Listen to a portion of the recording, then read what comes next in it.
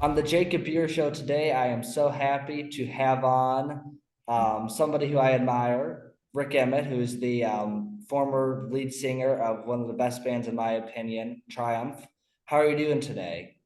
I'm doing great, Jacob. Yeah.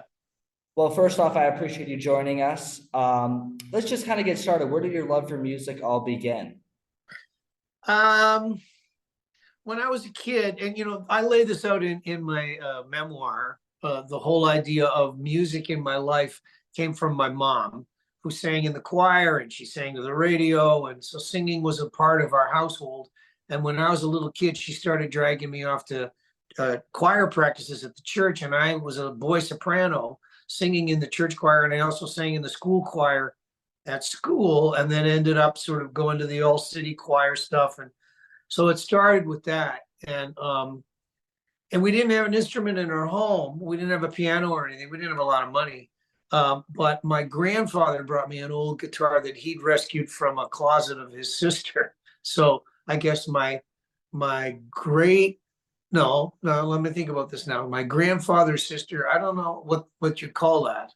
Anyhow, it had a hula dancer and some palm tree stenciled on the front, and that was the beginning of my disease that led me to this.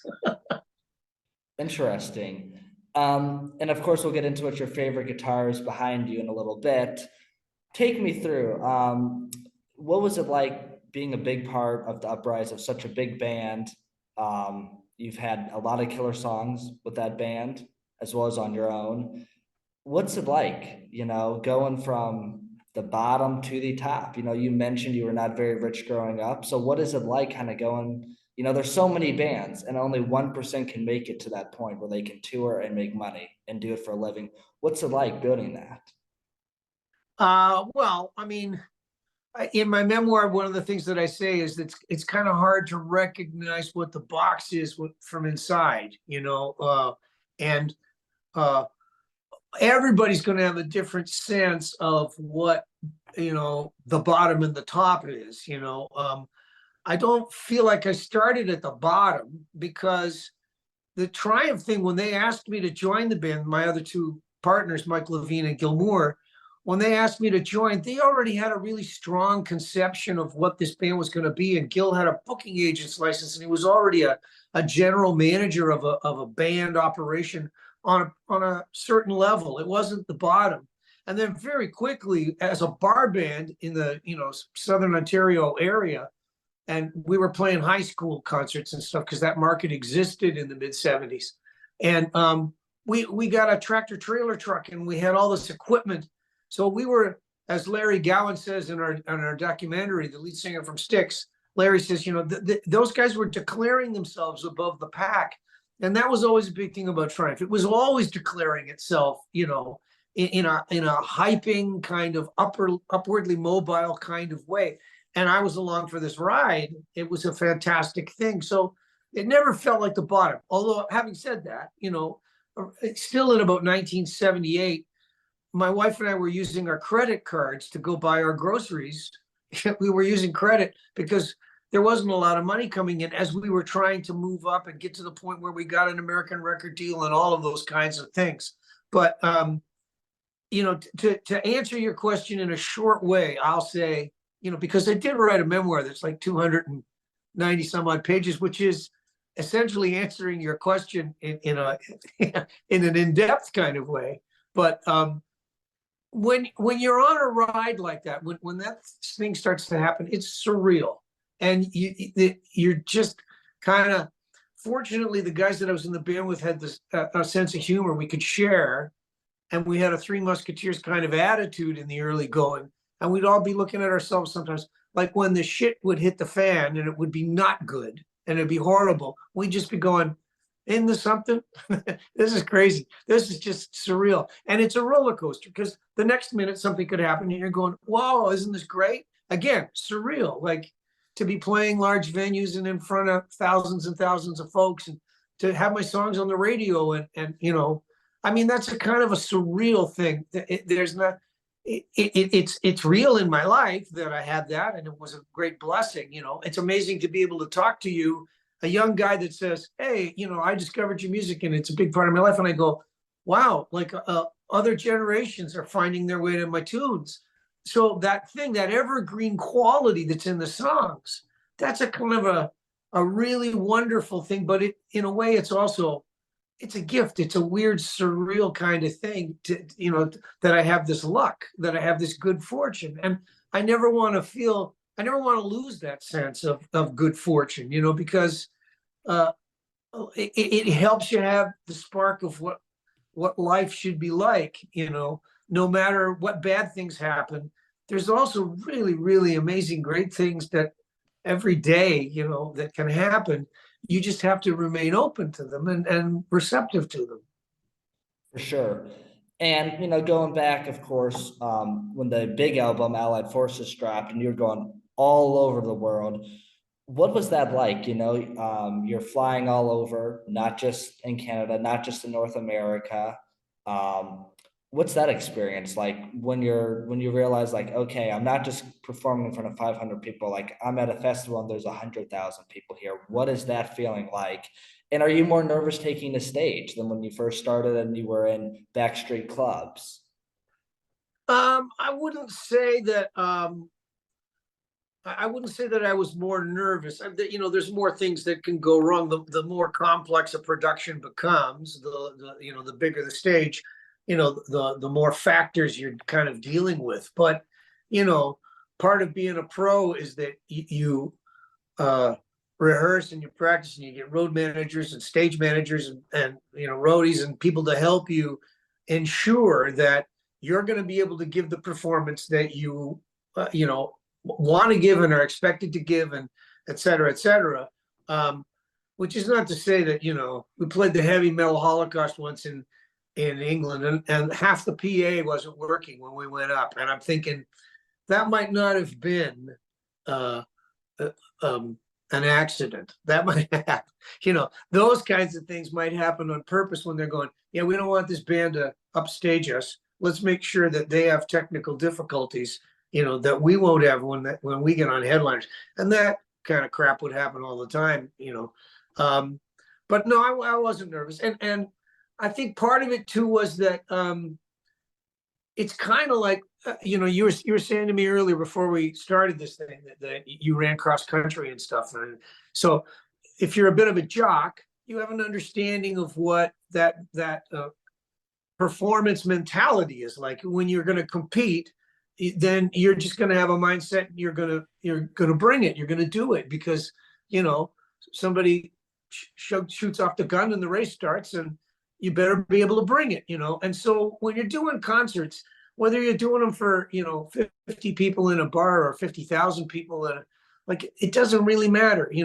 Once it starts, you got to bring it. And the other part of this is, as an artist, as a musician, as a performing artist, part of what I do is try to find my way into the music and become the music that I'm doing. So in that sense, I don't care if it's for a video and there's cameras all over the place, or if it's, for 5 people in some kind of a private event, or, like, it doesn't make any difference to me. My job is to pick up one of these guitars and then find my voice and find my way inside the music and then make that happen, so that I'm honoring the music, not honoring just the occasion and not honoring just the audience, although those things are important. I have to be inside the music. And so if the music, and I used to tell this to college students all the time, if the music is leading you and you're there and you're feeling that, then that's not a problem. It's going to be fine. It'll work out, because that's where you need to be. You need to be in a place where the music is leading you and you can hear what the music is trying to tell you. Like, that's the most important place to be. And if you're too far inside your own head, not going to happen. For sure. And then a couple other questions I have, because I know you're doing a lot of interviews right now. Do you have a favorite band besides your own, of course, that maybe you enjoyed playing with at festivals a lot over the years? Do you have a favorite band that comes to mind like that? Or a band Sure. that Yeah. We did some big outdoor shows in 1983 on the West Coast with Journey as the headliner. And I thought that band was fantastic. I love that band. And let me see, what other ones would have been fun. When we did that, I mentioned that heavy metal Holocaust thing.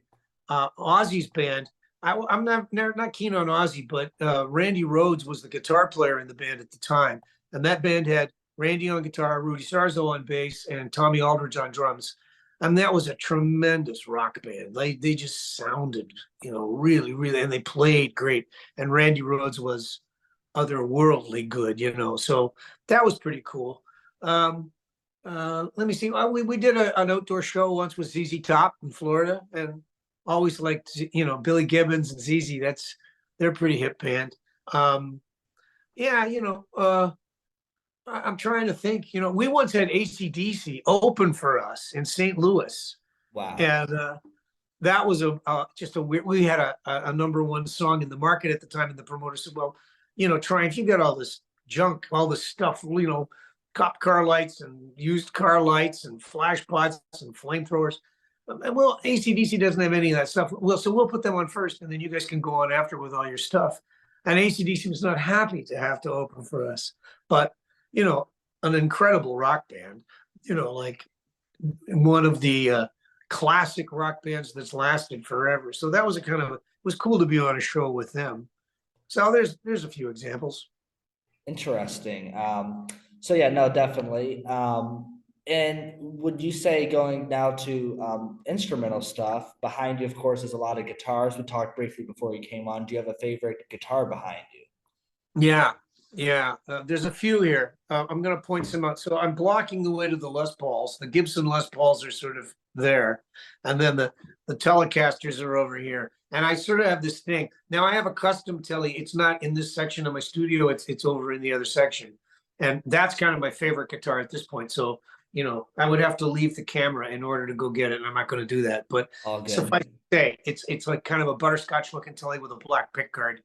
And it was custom made for me with special pickups. Now, there's a guitar here. I'm going to put my finger right where it is. It's that one. There. That's a Godin Supreme. And I really have a kind of a natural affinity for arch tops. So I really like that one a lot. And then over here, there's a blonde one that was made by Jackie Minakuchi for me in the custom shop in Tokyo, Yamaha. And that's one of my favorite guitars. But all of these are my favorite guitars for one reason or another. It's why they're here. Like at one point I had hundreds of guitars and I cut myself down, and there's about 48 or 50 here, that for one reason or another, these are my babies, And so in this room alone behind you, I'm trying to count around 30. Yeah. There might be 35 things. I'm going to move this just so you can sort of see. So they start here and they go all the way down, but there's a rack all the way. But then over there's an old, that's a museum piece. That guitar is from about 1860. And Wow. and then over there, I've got a jazz arm, but that Telly's over there in the corner. And yeah. And then my favorite my favorite acoustic guitar is there. And one of my favorite Awesome. large tops is there and behind the thing. So yeah, and there's the double neck, of course. Everybody's got to have a double neck. Oh yeah. I like the white one on the end, I'm not gonna lie. That's my favorite. Yeah. Well, there you go.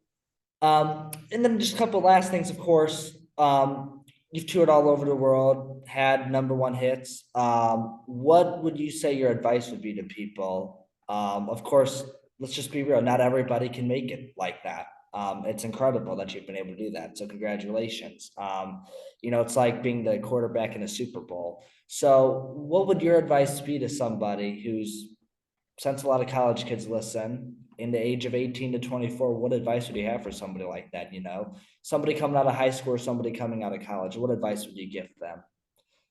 Well, in my book, I kind of talk about the idea of careers and in particular, of course, music business careers, but I think it applies to anything.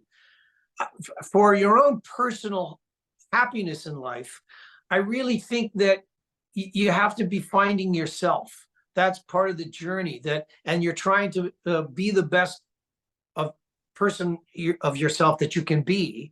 So whatever it is that you're doing, you have to invest that into the job. If you let your ego and your ambition get out ahead of you, so that you're trying to do this because, oh, I want to make more money, or I want to be better than that guy, or you're turning it into some sort of a pecking order kind of thing. I think now you're barking up the wrong tree. I think you have to try to always maintain a kind of a balance of your inner person and what makes you happy, what makes you feel satisfied.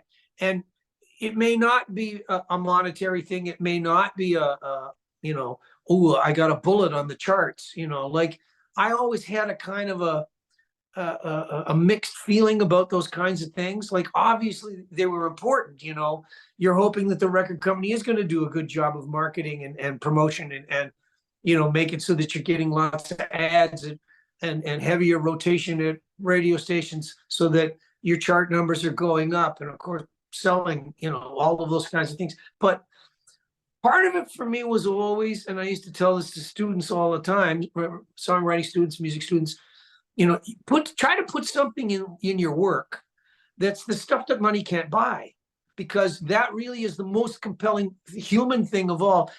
The other stuff will take care of itself if you've managed to have, and I used to boil it down and say values, qualities. Long time ago, before people were even writing the Bible, people were understanding, that you have virtue and you have vice. You have things that make you want to be a kind person and a gentle person and offer something that makes the world a better place. And so that's the good side of your nature. The other side of your nature is going, oh God, I got to make more money. I really want to beat that guy bad. Oh, I want to have the #1 record. These are everybody's two-faced, and you have to sort of figure that out of how can I be taking advantage of the face that's the one that is over the course of my life is going to make me happy. Because of course you don't necessarily, Dylan once wrote in a lyric that you got to serve somebody. And in his case, he was sort of talking about God, but I don't think it's necessarily a religious thing. It can be when you're in a marriage, you're in service to your wife, and it's always been a really important thing to me. When we started having kids, I realized, like all of this stuff, all these guitars and all the albums and, gold records that are all up there. The reason I did it was so that I could provide for my kids, so that they could all have college educations and they could all, get their driver's license when they turn 16, and all of the things that would make their lives, richer and happier. And that's what made me happiest was, in the end, was to be in service to other folks. So even the songs, that's kind of what they're talking about is, I would get up on, I would write a song. Let me, extrapolate on this a bit. I would write a song and like say Magic Power. And I get to the third verse of the song and it goes, the world is full of compromise, the infinite red tape, but the music's got the magic. It's your one chance for escape. So turn me on, turn me up. It's your turn to dream. I'm making a thing happen in the lyric there where the song's been about me and my experiences and stuff, but now the song is starting to become about the people that are out in the audience and their experience of listening to the radio or hearing the song. And so now the I has become we. And it was always a thing that I liked to do in song lyrics as they developed, towards the third verse. If I could somehow find my way to a more universal message where it wasn't about me anymore, it was about other folks and their feelings. To me, that was turning the trick that was the right trick to try and turn, so Interesting. yeah, I don't necessarily say that has to be all songs and for all people all the time, and I didn't do it all the time, but I think it was something that I did that helped my songs become lasting, songs that had a kind of an integrity. That whole thing that I said about values and qualities, it was a quality that the songs had that has kind of made them become a little more, lasting and universal. For sure. And then kind of last question I have is where can people find your book? Well, we live in the modern digital universe, so most people are just going to go to Amazon, right? They're going to Google it, and they're going to you know, Rik Emmett, Lay It on the Line, a memoir, you know, and but yeah, Amazon, your local booksellers, independent bookstores should be able to order it from ECW Press. So people could go to ECW Press and find their way to it. They could go to rickemmett.com and find their way to it. They could just, you know, type it into Amazon and they'll find it. It's called, it looks like this. Here it is. That's what it looks like. Lay It on the Line. And a backstage pass to rock star adventure, conflict, and triumph. There it is. So type that into Google and you'll find it. Well, make sure you check out the book. Thank you so much for coming on the Jacob Beer Show. I've enjoyed the last 20 so minutes you've spent with me in the show. So thank you so much. You're welcome, Jacob. Lay it all on the line. Yeah, okay.